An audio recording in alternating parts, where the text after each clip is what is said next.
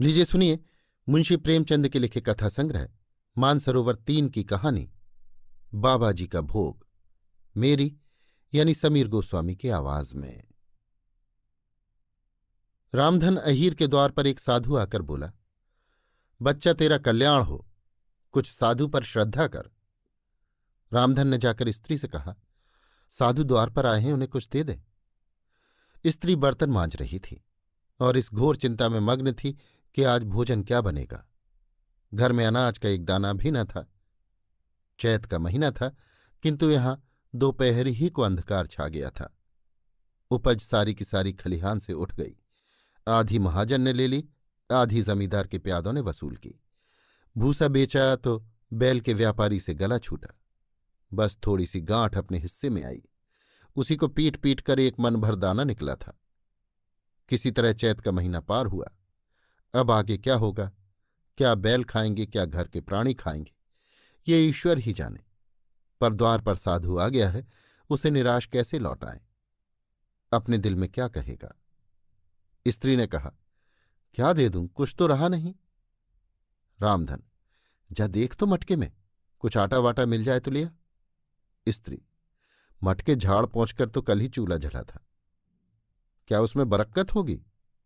रामधन, तो मुझसे तो ये ना कहा जाएगा कि बाबा घर में कुछ नहीं है, किसी के घर से कुछ मांग ला।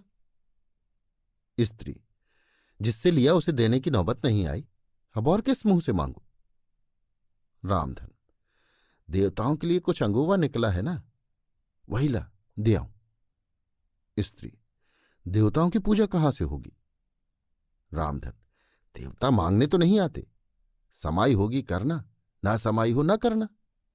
स्त्री, अरे तो कुछ अंगूवा भी पसेरी तो पसेरी है, बहुत होगा तो आध सिर। इसके बाद क्या फिर कोई साधु ना आएगा? उसे तो जवाब देना ही पड़ेगा।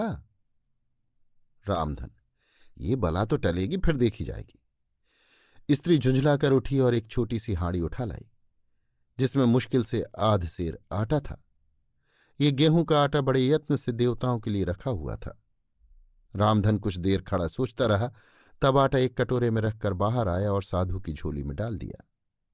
महात्मा ने आटा लेकर कहा, बच्चा अब तो साधु आज यहीं रहेंगे, कुछ थोड़ी सी दाल दे तो साधु का भोग लग जाए। रामधन ने फिर आकर स्त्री से कहा, संयोग से दाल घर में थी। रामधन ने दाल नमक उपले जुटा दिए, फिर कुएं से पानी खींच लाया। साधु ने बड़ी विधि से बाटियां बनाई, दाल पकाई और आलू झोली में से निकालकर भुर्ता बनाया। जब सब सामग्री तैयार हो गई तो रामधन से बोले, बच्चा भगवान के भोग के लिए कौड़ी भर घी चाहिए, रसोई पवित्र न होगी तो भोग कैसे लगेगा? रामधन, बाबा जी घी तो घर में न होगा। साधु, बच्चा भगवान का दिया तेरे पास बहुत है, ऐसी बात न कहे। रामधन, महाराज मेरे गाय भैंस कुछ नहीं है, घी कहाँ से होगा? साधु, बच्चा भगवान के भंडार में सब कुछ है, जाकर मालकिन से कहो तो। रामधन ने जाकर स्त्री से कहा, घी मांगते हैं। मांगने को भीख, पर घी बिना कौर नहीं धसता। स्त्री, तो इसी दाल में से थोड़ी लेकर बनिए कि यहां से ला दो। जब सब किया है तो इतने के लिए उन्हें क्यों नाराज करते हो? घी आ गया। साधु जी ने ठाकुर जी की पिंडी निकाली, घंटी बजाई और भोग लगाने बैठे। खूब तनकर खाया, फिर पेट पर हाथ फेरते हुए द्वार पर लेट गए। थाली बटली और कलछुली रामधन घर में मांजने के लिए उठा ले गया। उस रात रामधन के घर चूल्हा नहीं जला, खाली दाल पकाकर ही पी ली। रामधन लेटा तो सोच रहा था, मुझसे तो यही अच्छे।